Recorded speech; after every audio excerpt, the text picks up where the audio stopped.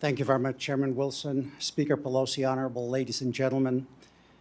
Thank you for inviting me to speak on lessons learned from almost 3 years of Russia's war on Ukraine. Please allow me to enter these initial comments into the record.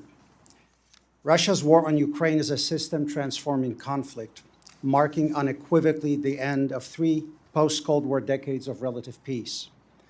To understand the sources and potential end states of this war, we need to understand the systemic nature of Vladimir Putin's Russia. Russia is a quintessentially revisionist state, aligned with China, Iran, and North Korea, what I call 4 states that together form an axis of dictatorships, intent on overthrowing the international system established by the United States and its democratic allies after World War II.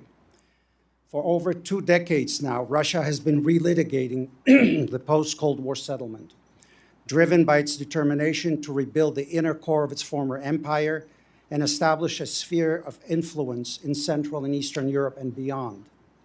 The war in Ukraine is not a one-off event. It is a manifestation of Vladimir Putin's drive to restore what he calls Veliki Ruski Mir, Pax Russica, that is rooted in the fundamentals of Russian thinking about geopolitics and strategy, that it formed its formative experience as an empire. This strategic culture sees its empire as rooted in the Eastern Slavic core of 3 nations, the Great Russians, the Little Russians or Ukrainians, and the White Russians, Belarusians. Russian imperialism perceives itself to be in fundamental civilizational opposition to the West. Putin's insistence that, quote, there is no such thing as a Ukrainian nation, and his focus on Eurasianism as a pathway to de-Westernize Russia align with the core tenets of Russian imperialism. At a risk of over-rationalizing history, I submit that there are striking parallels between the trajectory followed by Germany after its defeat in World War I and the road Russia has traveled since the end of the Cold War. The dominant narrative produced for domestic consumption during both the Weimar Republic in Germany and the Yeltsin era in Russia was one of betrayal rather than defeat. In Germany, the Dolchstoßlegende, or stab-in-the-back myth, claimed that Germany was never defeated but rather betrayed.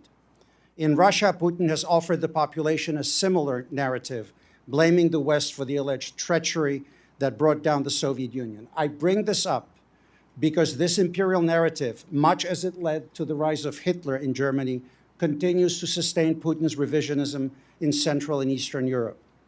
According to this view, the great Russian nation was robbed of its greatness by the United States and the West, and hence any action to remedy this perceived injustice is justified in the eyes of Russian imperialists.